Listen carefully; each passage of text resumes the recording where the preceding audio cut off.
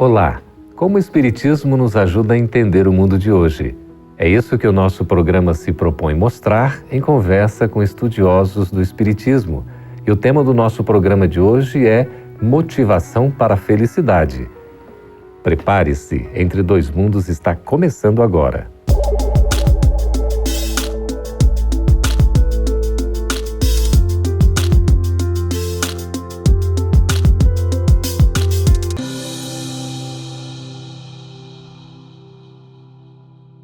O que nos motiva a sermos felizes? Como encontrar caminhos para a felicidade? Quais ações podemos desenvolver para vivermos melhor? Este é o tema que nós vamos tratar no programa de hoje. E para isso estamos recebendo aqui nos estúdios da FEB TV em Brasília os nossos queridos Denis Soares, que é advogado, musicista e colaborador do Espiritismo. Seja bem-vindo, Denis. Muito obrigado, um prazer estar aqui mais uma vez. Então também Flávio Fonseca, que também é músico, não é, Flávio? É psicoterapeuta e colaborador do Espiritismo. Seja bem-vindo, Flávio. Muito obrigado. Olha, esse tema aqui, vocês estão motivados para o tema? Sempre, muito. Que realmente é um assunto bastante interessante, né? Denis, quais as ações diárias que a gente poderia realizar para uma conquista de uma felicidade íntima verdadeira?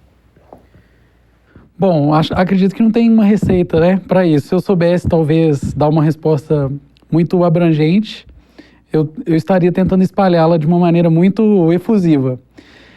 Mas uma primeira coisa que me ocorre quando a gente pensa nas dificuldades diárias é não focar nessas dificuldades. Até porque elas são diferentes para todas as pessoas, né? Cada um está enfrentando um universo de desafios, de dramas que é impossível até ter um alcance muito preciso do que se trata. Eu acredito que uma ferramenta que serve de maneira universal é buscar a mudança de perspectiva. E é algo que o Evangelho nos ajuda a fazer.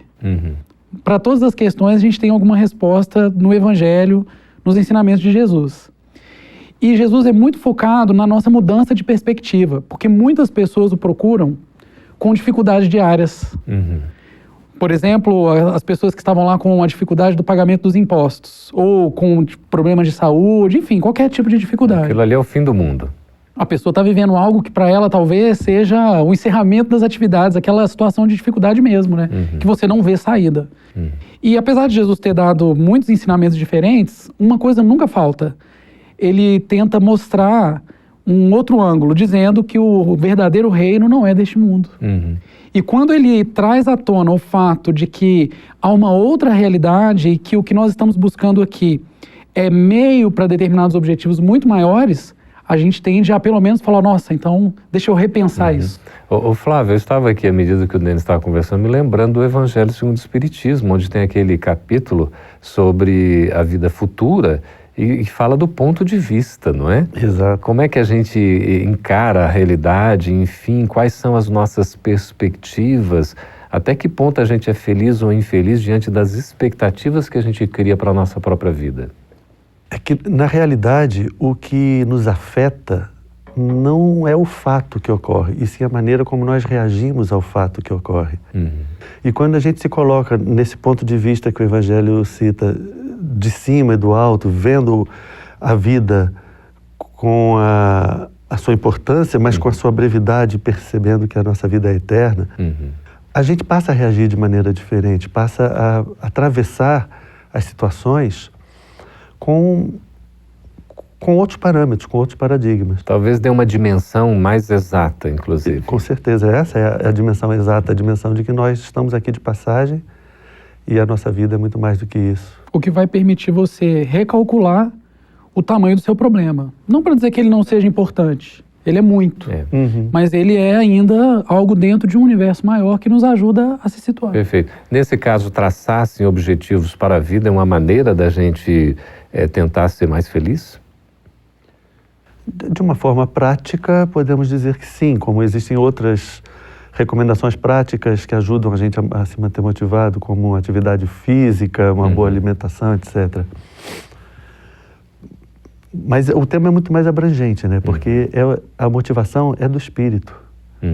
E, portanto, a visão que a gente tem de toda a vida e o sentido que a gente pode conseguir encontrar na vida é que faz a diferença, né? É muito mais uma postura, Denis, que a gente tem, porque a motivação é algo que vem de dentro, né? Como o Flávio está falando, é do espírito. É verdade. Ainda nessa questão dos objetivos, olha como fica interessante a perspectiva, e tem a ver com essa postura em que nós vamos nos colocar nessa busca, quando esses objetivos, eles não miram apenas a vida material. A vida material, ela não é falsa, ela é verdadeira e ela faz parte da vida eterna. Mas ela não é tudo. Ela é transitória, de qualquer maneira, Ela é né? transitória. É uma etapa. Uma etapa. E quando nós lançamos essa perspectiva, mudamos o nosso comportamento, aquelas grandes dificuldades que nós temos aqui no agora, que são verdadeiras, é importante frisar isso, porque Não deixam de ser. a gente não precisa fazer apologia à dor, a apologia ao sofrimento, porque o excesso disso certamente fará mal à motivação de qualquer um, mas também a gente não pode correr o risco de deixar que isso assuma um tamanho maior do que é. Perfeito. Eu me recordo do psicólogo e psiquiatra Viktor Frankl, que foi prisioneiro num campo de concentração. E enquanto estava lá, ele continuou fazendo suas pesquisas, suas observações, e chegou à conclusão de que sobreviviam aqueles que tinham um sentido na vida. E esse sentido se configurava em algo fora deles. Eles se preocupavam com alguém que estava do lado de fora, que eles desejavam reencontrar, ou com alguma tarefa, algum trabalho que eles queriam ainda terminar de realizar. Então, sempre esse olhar para fora, para o outro, nos ajuda. Quando a gente faz a caridade, ajuda o próximo e se preocupa em ajudar a resolver o problema do próximo, a gente percebe que os nossos problemas diminuem de tamanho, se tornam menos pesados. Ô Flávio, nesse sentido que você está falando, a gente pode dizer que a falta de motivação é geradora, por exemplo, das doenças da alma, inclusive a própria depressão? Com certeza, é um dos principais causadores de depressão. É a falta de motivação, a falta de sentido na vida. E como falamos, tudo depende do nosso ponto de vista, né? Então, a gente conseguir achar a motivação, o sentido da vida, depende de nós e não do que está acontecendo, não dos problemas que nos cercam. E o que a gente pode fazer nesse caso do que você está falando? Pergunto ao Denis aí, o que a gente pode fazer, inclusive, para estimular e incentivar, por exemplo, o próximo a ser feliz? É possível motivar o próximo? Não tenho dúvida de que sim. A motivação é inerente à vida em sociedade. Quantas coisas nós não teríamos realizado, quantas vezes nós não teríamos talvez levantado da cama, se não dependesse de nós a próxima atividade de um filho, a alimentação de alguém, a própria necessidade material que nós temos de, por meio das conquistas derivadas do trabalho, angariarmos os recursos que vão nos permitir manter a própria existência. Então, nesse aspecto que o Flávio falou, é muito importante frisar que quando nós colocamos esse foco na nossa capacidade de sermos útil a outrem, parece que isso ainda se potencializa de maneira incrível. E às vezes são coisas muito simples, né? Nós às vezes estamos em busca de grandes e incríveis coisas, mas as coisas incríveis e grandes, elas podem ser muito simples. Então, hoje nós vemos, por exemplo, as dificuldades das mulheres, né, durante a maternidade, é natural. Mas que grande função exercem quando se dispõem a cuidar dos seus filhos. Perfeito. Nós estamos conversando com o Flávio Fonseca, com o Denis Soares, sobre esse tema tão importante que é a motivação para ser feliz. E você, é uma pessoa motivada? Daqui a pouquinho a gente volta após o nosso intervalo.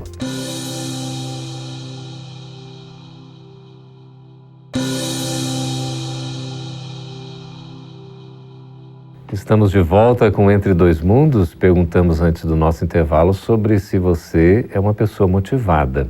Para a gente continuar conversando sobre esse tema tão importante, Denis, pessoas que têm fé são mais assim motivadas para viverem de maneira feliz? Acho que não há nenhuma dúvida de que sim. Há estudos nesse sentido que mostram as consequências práticas e a gente percebe isso no dia a dia. E por quê? Eu acredito que quando nós ampliamos o escopo das nossas preocupações para algo que está além do mundo aqui conosco, quer dizer, é algo que nós estamos focados em mais coisas do que aquela problemática do dia a dia. Isso nos dá uma força porque a gente confia em que há uma razão para que as coisas sejam como são. Então, por exemplo, se há dificuldades, a fé nos faz reconhecer na dificuldade um caminho útil para o que quer que seja. Então, muitos caminhos que envolvam a fé certamente vão trazer benefícios nesse sentido. Ô Flávio, e o Espiritismo? Ele nos apresenta um caminho para a nossa felicidade? Com toda certeza, desde que o indivíduo tenha consciência de que essa relação individual com o Espiritismo não seja passiva, e sim ativa. Em outras palavras, não adianta frequentar o centro, tomar passe, assistir palestra, participar até de um grupo de estudo, se você achar que com isso vai apenas receber e o Espiritismo é que vai resolver os seus problemas e curar as suas mazelas. É importante fazer a sua parte de forma ativa, que é trabalhar pela reforma íntima, procurar se aperfeiçoar, procurar dominar as suas más tendências e estimular e ampliar cada vez mais as suas virtudes. O meu papaizinho, já nos seus 85 anos, ele diz assim, na experiência, né, de vida, que religião não salva ninguém, mas aponta caminhos, não é? Exato. Sem dúvida. E é o que na psicologia se fala de autoconhecimento e autotransformação. Depende de cada um de nós. E essa postura íntima de gratidão é um caminho para viver melhor? Sem dúvida também. Acho que nós temos, por exemplo, passagens do Evangelho que são comentadas por Emmanuel no sentido de que nenhuma realização nossa, por mais nossa que seja, é só nossa, porque até na planta, na semente que é plantada, Deus dá a contribuição sem a qual o fruto não ocorreria. E quando a gente reconhece a necessidade da interação, seja com o nosso próximo, seja com a própria divindade, e a beleza que há no processo de que só essa interação é capaz de traduzir, né, de fomentar as realizações, isso nos dá esse sentimento positivo, eu acho, né, que está envolto com a gratidão, de nos sentirmos parte. O ser humano ele tem uma grande necessidade de se sentir parte. E essas são experiências que nos ajudam a nos sentirmos parte de algo, seja o nosso grupo social, seja a grande família universal, e naturalmente não tem como isso não nos motivar também. Então, Flávio, a desmotivação seria uma consequência da gente não se sentir parte de algo, de não ter objetivo na vida? Sim, uma pessoa que se acha totalmente autossuficiente, que não depende de ninguém, que não precisa de ninguém, que não conta com algo superior a ela, são pessoas que têm uma tendência muito grande em cair em depressão. Porque mais cedo ou mais tarde elas vão ver a ineficácia de seus impulsos, de suas providências, e vão ver que não dão conta sozinhos. Não dão conta sozinhos. Precisam realmente perceber. Citando Jung diz que de todos os pacientes dele, com mais de 35 anos, não tinha nenhum cujo problema não fosse a necessidade de voltar à religião. Olha, interessante. Ou seja, a gente precisar reconhecer esse poder maior, a presença dessa espiritualidade dentro de nós e fazermos por onde para desenvolvermos essa espiritualidade dentro de nós é a solução para grande parte dos problemas psicológicos. Denis, o Flávio havia citado a questão do autoconhecimento. A gente pode afirmar que o autoconhecimento é um caminho efetivamente para a nossa motivação? Acredito que o Flávio afirmou isso com muita propriedade, porque o autoconhecimento, estejamos nós cientes dessa necessidade ou não, é algo que nós estamos fazendo na vida. A divindade ela é tão benéfica conosco que ela nos faz com que muitas das coisas que nós precisamos, nós tenhamos que vivenciá-las, quer queiramos, quer não. É para um aprendizado, não é? O aprendizado o livre-arbítrio é imenso. Mas nós não somos tão livres assim, porque, por exemplo, nós temos a necessidade imperiosa de evoluir. Então, o autoconhecimento, ele é dessas coisas que faz parte do mundo. E à medida que eu vou me desenvolvendo enquanto espírito reencarnado aqui na nossa ótica, eu não tenho como me furtar ao autoconhecimento. Mas, se eu me coloco nesse processo com alguma consciência a mais, eu tenho elementos para facilitar essa caminhada. Propositalmente buscar o autoconhecimento, não é? Você tende a antecipar dificuldades. Claro. Tomar as rédeas da própria vida, né? E fazer o que a vida já faz conosco. Eu me lembro que uma vez, brincando com um antigo professor meu, eu disse assim, mas a própria vida já é uma terapia, né? Já é terapêutica. E ele me respondeu assim, não, terapêuticos são os conflitos. Legal. Então, é importante nós passarmos por problemas na vida. É como na música, né, Denis? Os acordes dissonantes de tensão são necessários para embelezar, para que a gente possa voltar para o acorde Cria de o clima repouso, certo para depois fazer mais sentido. para resolver, exato. Então, sobre isso vocês falam com muita propriedade, né, também. Então, isso é importante também, a gente, quando estiver passando por um problema, por uma dor, entender que faz parte, está tudo bem, a vida tem que ser feita de altos e baixos. Se fosse só altos, a gente entraria em depressão também, porque não teria sentido. O assunto é tão interessante, o nosso tempo vai voando, né, Denis? E o trabalho voluntário, você se dedicar, né, a uma religião, a trabalho de assistência, uma casa espírita, outra religião, isso também é fator de motivação na vida? Geraldo, mais uma vez a minha resposta é sem dúvidas. Eu frequento casas espíritas desde criança e acredito que uma das grandes coisas, um dos grandes benefícios que eu tive por ter contato com esse meio, uma das coisas que eu sou muito grato por ter tido essa oportunidade é ter o hábito de frequentar determinados ambientes em que as pessoas têm necessidades mais agudas ou crônicas, maiores do que as nossas, e ver como que essa interação, nesse momento que a gente se coloca no trabalho voluntário, ela é positiva. Normalmente, a gente se lança a essas atividades imaginando que vai ajudar alguém. Mas, inequivocamente, o grande beneficiário do trabalho voluntário é aquele que se coloca à disposição de algo. Né? Porque os benefícios de você reconhecer como são as coisas, de entrar em contato com a dificuldade do outro, de saber o que é se alimentar de uma maneira simples, viver de uma maneira simples, frequentar esses ambientes, eles são incalculáveis. Fazer o bem ao outro faz bem a nós mesmos? Isso, fazer o bem faz bem. E a gente toma Jesus como exemplo, Flávio, assim, da nossa própria vida, como o maior incentivador para que a gente possa ser feliz? Nós consideramos Jesus o governador do planeta Terra, nosso modelo máximo. Então, com certeza, ele para nós é o exemplo principal que nós devemos seguir. Mas não podemos com isso querer dizer que só os cristãos têm salvação, têm solução para a sua vida. Qualquer pessoa do planeta tem seus exemplos, tem seus modelos que deve e pode seguir. Que maravilha, nós vamos ficar aí com essa resposta, já nos preparando para o seguinte bloco, que é quando vocês vão fazer suas perguntas, suas sugestões, nós estamos à disposição. A gente volta daqui a pouquinho.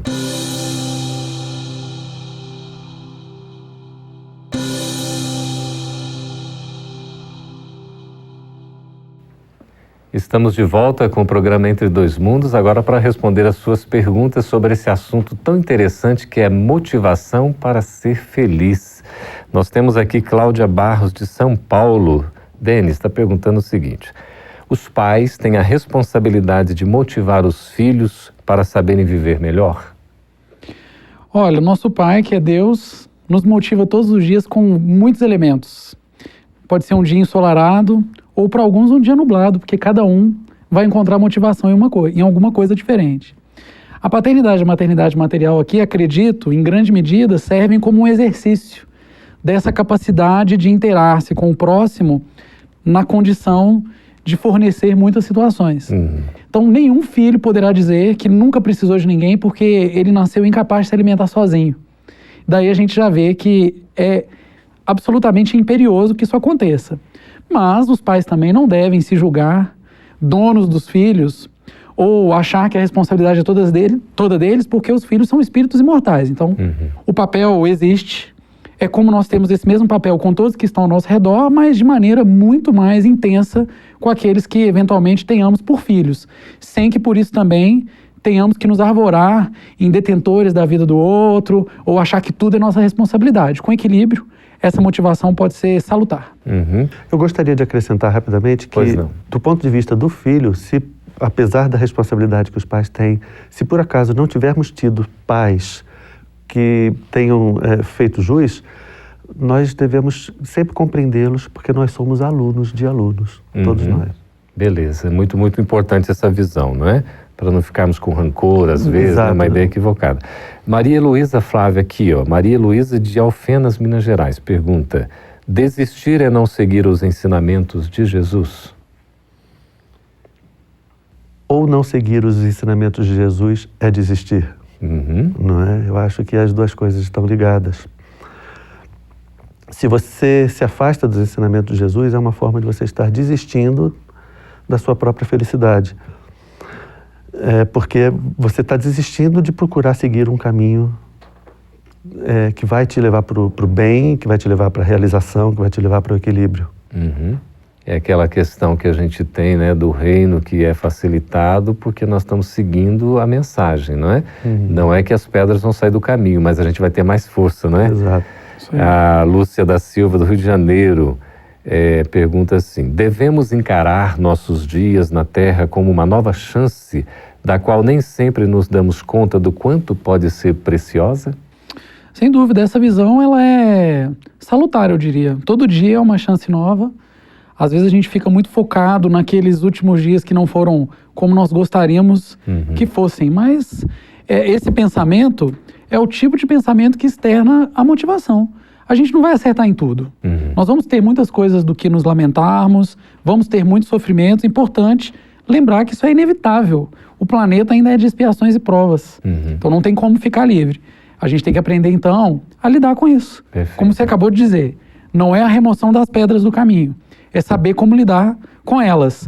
E quando o dia nos apresenta uma pedra, sinal que ele está nos dando a oportunidade de aprender mais alguma coisa. Não que seja fácil, né, gente? Mas é o desafio que está colocado. E as oportunidades são sempre renovadas. Sempre, inevitavelmente. Acho que a nossa própria concepção de tempo, que é bastante limitada do ponto de vista do que a própria espiritualidade nos ensina e até do que a física hoje já compreendeu, o tempo ele é muito diferente do que a gente tenta estabelecer, mas ela existe também como mecanismo didático e pedagógico para que a gente vivencie dessa maneira. E vai disciplinando, né, Flávio? Tiago Marins, de Vila Velha, no Espírito Santo, pergunta assim: a motivação pode ser como força psíquica capaz de gerar possibilidades? A motivação pode ser uma força psíquica tão capaz de nos gerar possibilidades? Interessante a pergunta, né? Interessante. Alguns autores dizem que nós criamos a nossa realidade, nós somos 100% responsáveis por tudo que nos acontece.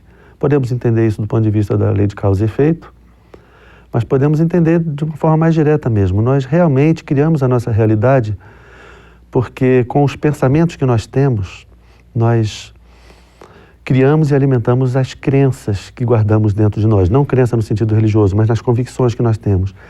Essas crenças geram as nossas atitudes, as nossas posturas na vida, que por sua vez geram as nossas palavras, as nossas ações, que põem em ação a lei de causa e efeito. De uma forma ou de outra, a gente sempre é responsável por tudo que nos acontece, por tudo que vem a nós na vida, fomos nós mesmos que criamos. Então, tudo nasce na nossa psique e tudo volta para a gente como uma forma de aprendizado, para que a gente aprenda a usar a nossa psique da maneira certa. Aí a recomendação de Gandhi, né? Então, para a gente cuidar bem de tudo isso, né, Flávio? Exato. Denis, Antônio José de Brasília, diz assim: a desmotivação é um dos motivos daquele que se suicida? A pergunta ficou até interessante porque fala na ausência de motivação como um motivo. Acabou fazendo uma ideia interessante para nos mostrar que no final das contas tudo depende das nossas razões. A questão é que nós sempre temos as nossas razões. A desconexão com elas, uma incompreensão de quais sejam, ou a incapacidade de ampliar as razões, que é aquilo que nós já conversamos, né, sobre uma mudança de paradigma, tomarmos, por exemplo, aqui no nosso contexto, o paradigma da vida imortal, é que muitas vezes nos faz acreditar que estamos desmotivados. Aí eu concordo que o que ele perguntou acaba tendo uma resposta positiva. A questão que eu colocaria é: será que há mesmo desmotivação no sentido definitivo ou apenas no sentido daquela dificuldade que nós vivenciamos, mas que pode ser transitória? Porque quando nós olhamos para a vida universal, quando nós olhamos, por exemplo, para o fato de que há, neste momento, milhões e milhões de pessoas desnutridas no mundo, estou trazendo um dado aleatório para dizer assim, há tantas dificuldades que nos mostram as coisas boas que nós podemos fazer, as coisas boas que nós temos, e a gente vai tentar se apegar nisso. Nós sabemos, né, Flávio, que não há propriamente uma receita pronta para dizer assim, olha, eu tomando de repente um medicamento, eu estou motivado para ser feliz. Mas naturalmente há caminhos para a felicidade. Já no nosso encerramento aqui, eu gostaria de ouvir você, Flávio, e você também, Denis, sobre quais os caminhos que a gente pode adotar para nos motivarmos a vivermos melhor e felizes. Há várias coisas que a gente pode listar aí, encabeçando a lista com amar o próximo como a si mesmo, né? Mas várias atitudes, como olhar para fora de si, ampliar a sua consciência de forma a perceber que a vida é muito mais do que isso.